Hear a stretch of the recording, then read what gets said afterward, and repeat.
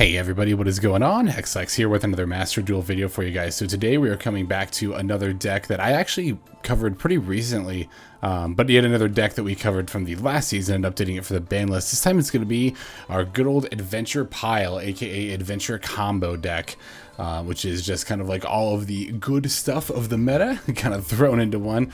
Kind of using Sangan as a bit of an anchor of all things for the combo pieces there. It's funny, we've kind of like looped back around to a time where normal summoning Sangan is actually a really good turn 1 play again. Well, I don't know if it was even really a really good turn 1 play like way back in the day. Even then, that's kind of mediocre. You usually set Sangan, but normal summon Sangan, perhaps for the first time then, is a very good turn 1 play as it leads to an extensive combo that can end you on a Borreload Savage Dragon equipped with an Auroradon. It can end on a Colossus, on like a Denglong set up with the 9 pillars. It's just a whole bunch of negates and stuff to prevent your opponent from pretty much doing more or less anything. We have updated the build, like I said, for the new ban list here. Of course, we have substituted out Celestial for Destiny Hero Denier. Now, when covering Adventure Prank Kids, I mentioned that some decks can actually get away with running Destiny Hero Malicious instead of Dasher alongside Denier. This is actually one of those decks. The reason that I'm actually still using Dasher here is because I wanted to keep it as close to 40 cards as possible, or rather in this case at 40 cards. And not only that, but like Malicious is, I think, slightly better than Dasher in this deck, but I think it's a little bit of a hedge case. I think Dasher is still totally fine. I don't know, unless there are some combos or plays that I'm missing out on by not having Malicious. Those of you who are more familiar with the deck, do let me know if that's the case in the comments. As always, I'm looking forward to getting feedback about the build and the gameplay here with the deck. So yeah, we are using the variant with Denglong and the 9 pillars, mostly because I already have those crafted. Otherwise, you would use the TG Hyper Librarian, which I do have yet to craft, although I definitely have more than my fair share of crafting points at this point. So I can see a world where if I play this deck more, I would definitely just try the Hyper Librarian variant. For now, I'm going to continue using the Denglong variant, but I do think there is a lot of merit to the Hyper Librarian variant, namely that it fills up, or rather it frees up a lot of main deck space. Like you get to take out the 9 pillars, the Biron, and the Beyond rather. Biron is the fucking what is it? The Final Fantasy X NPC, the Ronso. Don't even get me started. I love that game. Anyway, and the Ciwen.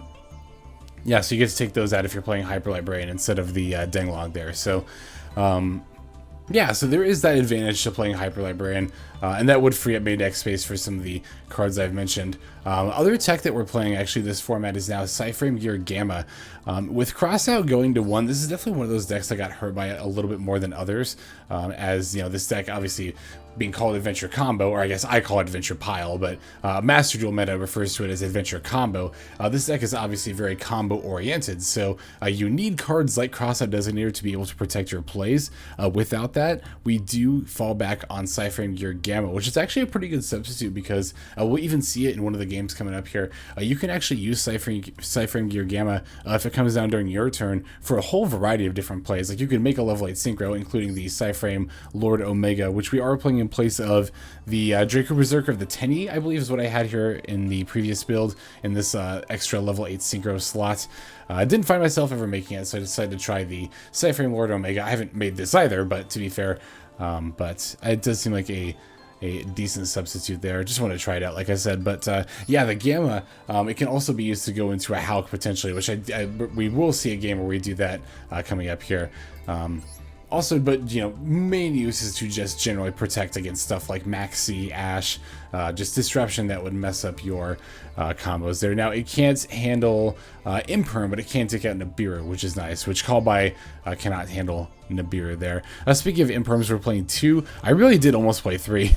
Like I've said before, like Imperm is just a card I think you want as many copies of as you can get right now, because Crossout Designator is at 1, and we're seeing still a lot of decks that rely on like Halcdon combos like this one, or just general. I mean, in general, Imperm has always been a good card and is a very good card right now.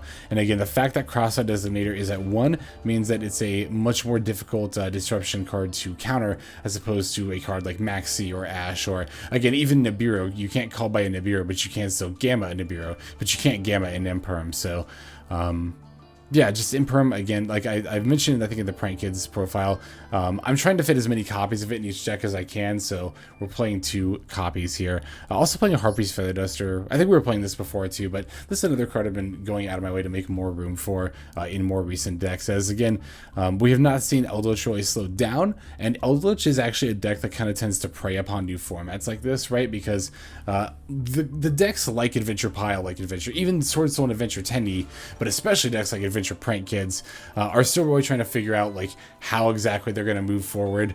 Not necessarily like they're going in blindly, but still trying to finalize like the deck list and the game plans moving forward in the new format.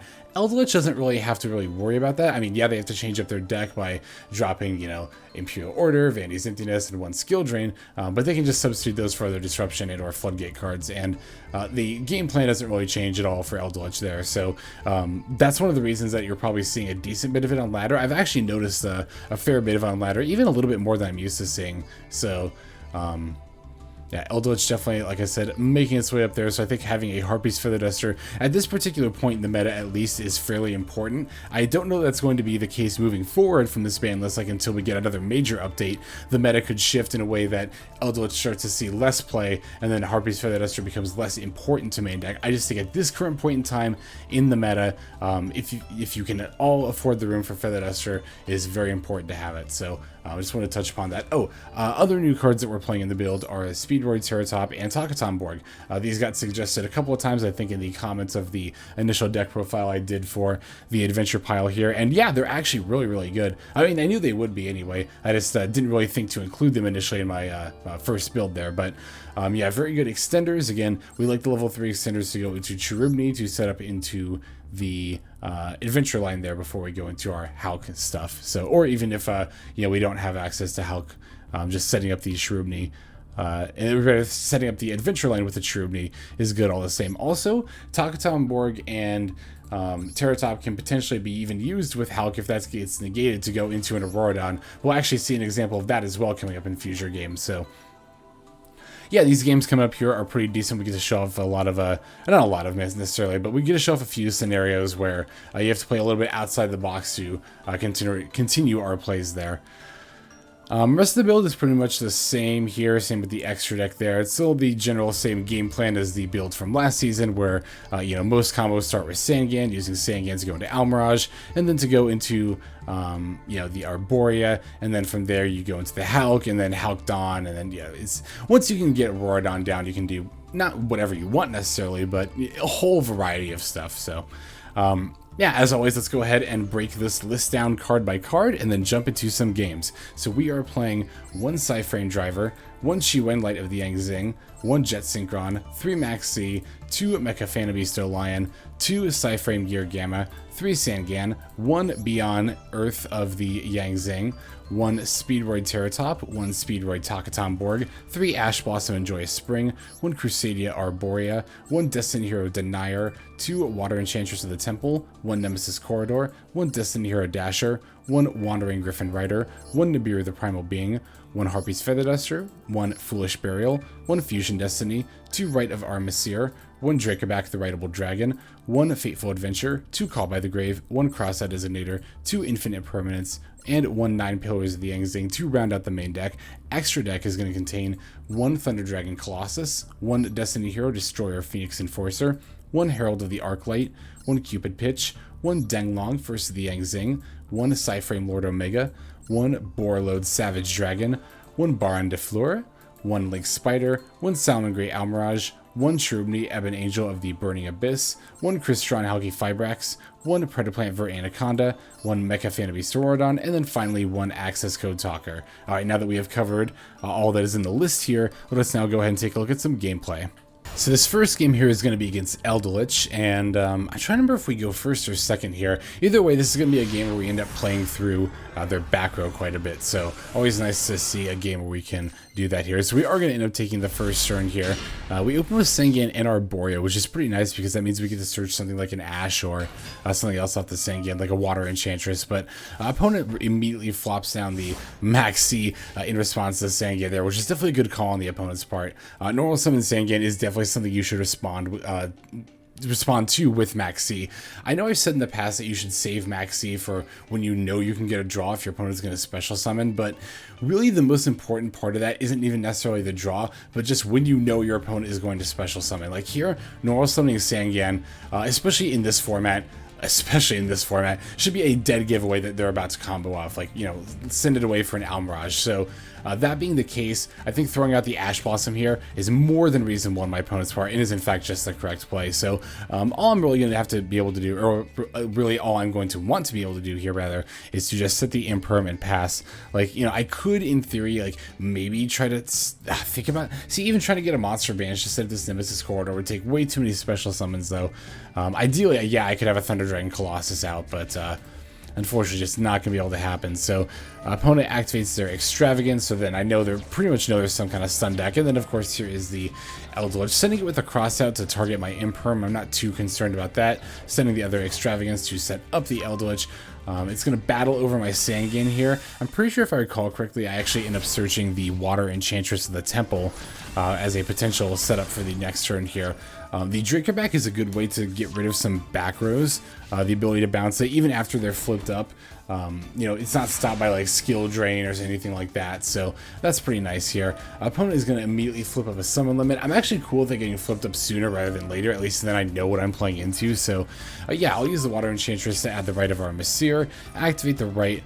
Hopefully that doesn't get stopped. It fortunately doesn't, so we'll then use the Fateful Adventure. I'm going to normal summon the O-Lion in order to search out the Dracoback there. Opponent activates a skill drain here, which is a bit of an odd timing, I thought, but again, totally fine. I'd rather know sooner rather than later, so that I'm faced up against a skill drain, that is. Yeah, so I'm trying to think if I would have played any differently if my opponent had not flipped like summon limit prematurely. I don't think I would have, to be fair, but still, I think they should have waited. Same with the skill drain, because I feel like I definitely would have put this Griffin. I don't know about definitely. No, I think, if my opponent hadn't flipped up skill drain here, I definitely would have put this Griffin in attack mode. I'm not activating any effects at this point. You know, here I would have gone for Hulk, and then my opponent could have flipped skill drain. Instead, I'm just going to go ahead and set up like the Thunder Dragon Colossus here. I actually should have summoned this in attack mode. For some reason, I thought it had 2,600 defense points as well as attack, but no, it's only got 2,400 defense. So yeah, that should have definitely come down in attack mode. I'm also going to make a Baron here. Because I think having the 3k attack is a little more valuable than the 2,800 defense. It lets me have the potential to go on the offense in case my opponent decides to battle over the Arboria to cut me off from synchros. Plus, the main thing, and actually the main reason that I even went into Colossus plus Baron during that last turn there was because, you know, bouncing the summon limit is a temporary solution to a permanent problem, right? Like, yes, this turn we have alleviated the summon limit, but next turn the opponent's going to set it, and then it's going to be relevant again. So for that reason, I wanted to extend into as many plays as I feasibly could with the resources I had under skill drain, just to make sure that I was not going to be choked out by the summon limit again on the next turn. Because ideally, I'd rather use the Dracoback to bounce the skill drain and then have access to my effects from stuff like Colossus and Baron, which does look like it's going to be the case moving forward with this turn here. So you might be wondering like why I kind of went into those like plays even though I was under skill drain. That's why it was, so that I could answer the skill drain later and then not have to worry about the summon limit later as well. Opponent is going to throw down a couple more face downs there with the summon limit, so I do have to be mindful of that. We do have a Nibiru, which isn't going to be too useful, although I'll probably just send it away for the Fateful Adventure coming up on my turn is what I'm thinking. I'm also really grateful my opponent battled into the Almirage and went for damage. I think it was definitely right for them to take out my Colossus here, not only to prevent it from potentially messing them up later if I answer the skill drain, but also to prevent damage later. I think is the more important part there. Even though my opponent is in a pretty far ahead position, I do think that is something to consider. Plus, like, I don't know, Almirage like really wasn't going to do a whole lot with its protection effect anyway. It might be kind of hard to see that from my opponent's perspective. It might be more easy to see that from my perspective, but I think it was right for them to battle over Colossus here, and more so to capitalize on my misplay there, because again, I should have put Colossus in attack mode. So even if they weren't thinking like quite that far ahead to the extent that I am, again, because I know what I'm playing and I know what I'm planning, I think taking advantage of the misplay is usually the right play anyway. So On my turn, I'm just the luckiest player in the world, so we're going to top deck Harpie's Feather Duster and not have to worry about it anyway. But my plan, for the record, if I was not the luckiest player in the world, was to use the Dracoback to bounce the skill drain, use the Baron to pop one of the back rows, and then you rely on the Baron's negate to answer one of the other back rows. That does still leave one of the back rows like open and kind of like, you know, leaves me a little bit vulnerable in that regard, but again, given the circumstances, that was, I thought, the best case. Now, you might be wondering why I used the Dracoback to bounce a back row before activating the Feather Duster. Like, shouldn't I have saved that for the Eldlich? No, because we're going to be able to answer the Eldlich anyway, and I want to take out one of the face downs with the bounce on, like, I don't know, this is such like a fringe, like, hedge kind of scenario, but there's a world where I actually bounce a Solemn Judgment with this Dracoback and then am able to blow away the best of the back row with Feather Duster. I don't know that's the case. It's very unlikely that that's the case, but there's a world where it happens, right? And I think we should play into that. Because the alternative, right, is to just play Feather Duster, and then let's say it gets Solemned. We're kind of doing the same thing anyway, where we end up... well, no, in that case, we would end up bouncing the skill drain of the Dracoback, and then we'd be under the summon limit, but then we wouldn't be under the skill drain, and then we could use Baron. So shit, actually, now that I think about it and talk it out aloud, it actually wasn't right to do that. Huh, okay, so this is actually one reason why it's really good to, like, review your own replays, honestly, and even, like, talk about it out loud, even if you're, like, not making a video like I am, because you'll come across stuff like that, where you're like, oh, wait, no, I actually didn't... I thought I was making the correct, like, fringe play in this scenario, but it was actually, like, technically a misplay. Like, in the grand scheme of things, does it really matter that much? Probably not, but it matters often enough that it's worth thinking about. I mean, we're just trying to play optimally every time, right? Like, that's always the name of the game. It's just to play optimally every single time, ideally.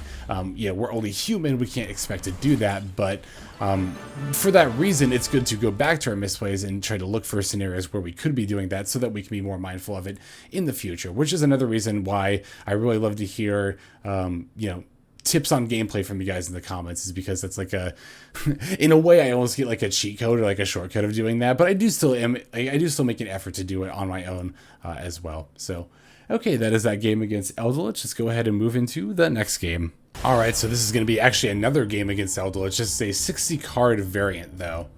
So they're playing like Inspector Borders, Raw Sphere modes. It's funny because it's not like the zombie world or like, you know, where it's got like zombie combos with Eldlich stuff. It seems like it's 60 cards and they're just like jamming all the anti-meta stuff in that they can. So I don't even know that I noticed I was playing against a 60 card deck when I first... Actually, what is this, 59? No, 58? Oh, they couldn't even do a full 60? Wow, that's kind of... Come on, what are you doing? So anyway, they're going to summon the Border and Pass here, which is a bit of an issue, but actually not too much of one, especially as I rip the Fusion Destiny, because again, I'm just the luckiest player in the world, what can I say? But again, we're going to be relying pretty heavily on our Dracoback here. It's funny, we actually end up normal summoning O-Line just like last time. Dracoback, the Rideable Dragon, I think this card is really, really useful. I mean, obviously it's really, really useful, right? But it's really, really nice to have as like an option for removal against anti-meta decks like this in particular. I think that moving forward, I would like to keep Harpie's Feather Duster in as much as possible, but if I want to make room for more combo pieces, kind of like we've done with Adventure 10 builds in the past, like I'm not willing, or I am willing rather, to drop Harpie's Feather Duster in the right metas, again, just because I like using Dracoback as a sort of anti-meta spot removal tool. I feel like I've had multiple replays now where my opponent's got like a face-up summon limit or skill drain, or in this case it's going to end up being Inspector Border, and Dracoback is just able to like very easily just get rid of it, and then all of a sudden I'm able to do like kind of whatever I want again. I just, yeah, really, really like Dracoback. I mean, of course, it's part of the engine. It's like an optional thing, so it's kind of like no use to me saying that, but it's just such a nice tool to have. I don't know. The Adventure engine as a whole really is a lot more fun than I thought it was going to be. It's funny, like, even like before DPE came out, right? During that first meta, like season 1, 2, 3, 4, and like the beginning of 5, but season 1, 2, 3, 4, there was this part of me that was like kind of dreading DPE and Adventure to come out, because I was like, oh no, that's going to be like what the whole meta, and I guess kind of, to be fair, that is what the whole meta is, but, well, no, that's not the whole meta. There's Halcdon and Eldlich too. I just can hear y'all groaning when I say stuff like that. No, but honestly, I don't think DPE and Adventure Engine is like that bad. I don't mind playing against it here. Oh, and then yeah, the opponent just concedes at this point, so that's pretty nice to get the the win from them there. But yeah, I don't really mind this kind of meta too much. I don't know. I've played in a lot of Yu-Gi-Oh metas. I've played in a lot of worse metas. Not to say that, you know, we shouldn't talk about how formats can be improved upon. I'm not saying that, but I don't know. I guess I'm just not saying anything other than I really don't mind this meta that much. The adventure engine is more fun than I thought it was going to be. Same with DPE. So, all right, yeah, let's go ahead and take a look at the next game. All right, so this one's actually going to be against a mirror match, which is pretty cool. I kind of wasn't expecting to run to a mirror match at like this early in the meta, but I don't know. It's like you can't really plan on what you're going to play against, I guess. I just thought I'd see more like Eldliches and Sword Soul Tennies and Adventure. Well, I guess this is an Adventure deck, to be fair, but I was going to say Adventure Tennies specifically. I don't think I've run into Adventure Tenny. No, that's not true at all. What am I saying? I was going to say like a single time, but then I just remembered like the last couple of decks I lost to were all Adventure Tennies, and I was like, oh, okay, no, that's not true at all. So, yeah, definitely going to Ash this Water Enchantress here, and that doesn't end up being the right call. You do have to be a little mindful of that sometimes. Like, your opponent could be baiting you, but I think it's still pretty much always the right thing to do, because the way I see it is, like, if you don't Ash the Water Enchantress, then you know for sure your opponent's going to set up a Wandering Griffin Rider, which can take care of your next Ash. By the way, speaking of our next Ash, how lucky are we to rip another one as our opponent has a Maxx here. So, like, either way, it's going to eat your Ash. I feel like you might as well negate it and then not have to deal with the Wandering Griffin Rider. Speaking of which, we'll go ahead and throw one out here before we summon the Sangan, just in case we need to, like, emergency pivot into a DPE later. That potentially might make this easier to do. Also, because we're going second, this also might be enough damage to then go into lethal. So, even though we don't necessarily have the adventure set up here, definitely still not a bad idea to summon the Wandering Griffin Rider in this case. So, opponent is going to have an Imperm for our Hulk, which is a little unfortunate, but actually the stars have kind of aligned here, because the other reason I summoned the Griffin Rider is because of Taketomborg, where we have a wind monster and we are in need of a machine, and because we control the wind Wandering Griffin Rider, we can special this Taketomborg and then link it away with the Hulk into an Auroradon. So that is super cool.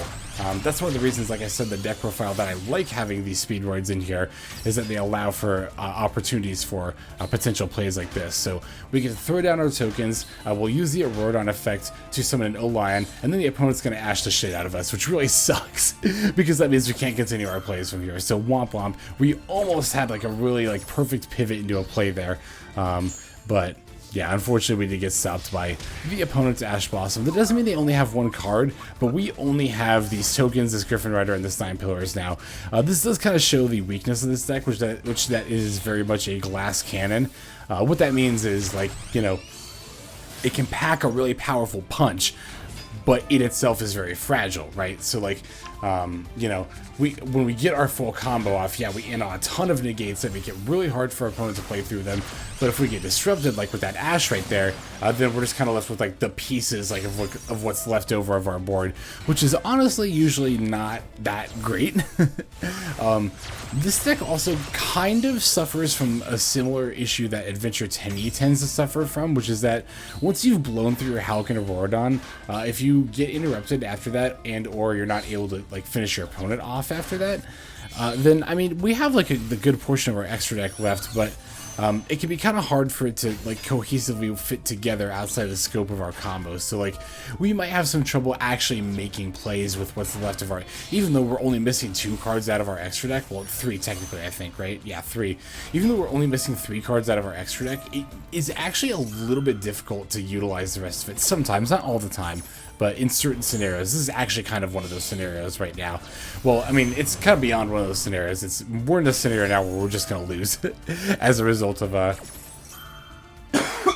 excuse me, as a result of getting disrupted. But on the bright side, our opponent is going to at least get to show off on our behalf, or on my behalf, I guess, here, the Hyper Librarian line here, which is really not that much different from what the Denglong line does, but yeah, it's going to get more draws, which is nice, as opposed to the 9 Pillars, which the Denglong sets up.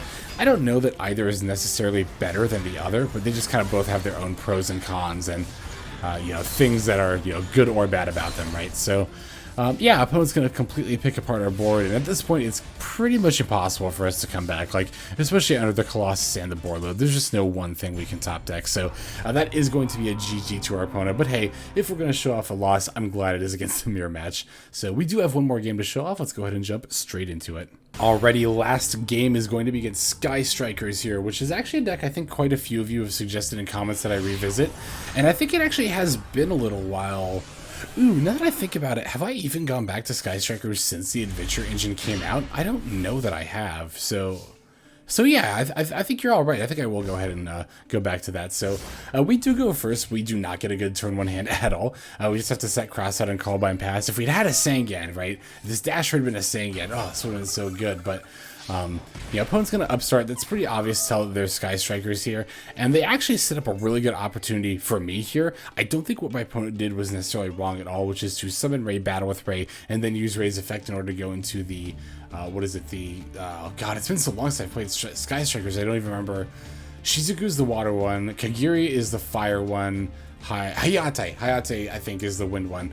Then go into Hayate instead of presumably, you know, their, mobilizing gauge, but because we actually specifically had called by and set it here, we can just use that on this Ray and like completely devastate our opponent, right? Because not only do we banish the Ray out of the graveyard, preventing it from coming back later, but remember that call by actively negates the effect, so the opponent isn't going to get the link summon either because it's Ray's effect that's causing that. So the opponent just has to pass here. So that's so sad for our opponent that you know, even though we didn't have like a great draw, we at least had the one draw that we needed here, right? So they have a Maxx here for a Rite of Aramesir, but speaking of having the one draw that we needed, we've also got a PSY Framegear Gamma. So not only is that going to let us negate this Maxx and preventing our opponent from getting a free draw, but now we actually have tools to go into a Halcyon combo that we wouldn't have normally had otherwise. So our opponent's Maxx not only was successfully stopped, but in that way inadvertently allowed us to go into our next play here. I'm more than willing to toss out the Harpie's Feather Duster here to drop the Wandering Griffin Rider, because I'm just planning on winning this turn anyway. And I don't think my opponent's going to end up setting, like, I just don't see a world where I end up needing this Feather Duster. On top of that, I didn't want to discard Dasher because let's say that things don't go to plan here. I still want to have the ability to go into a DPE by using two of my leftover combo pieces to go into a Vert.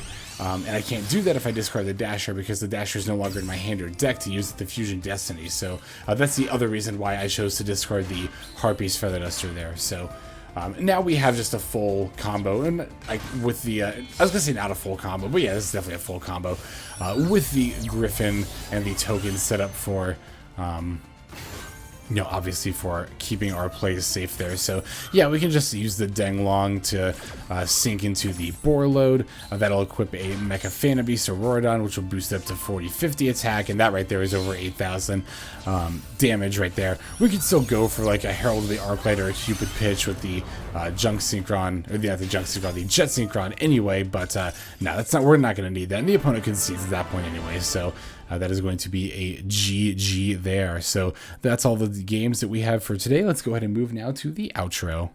Alright everyone, just want to thank you all very much for watching all the way to the very end of the video like this. That does mean a lot to me personally, and is also a great way of supporting the channel.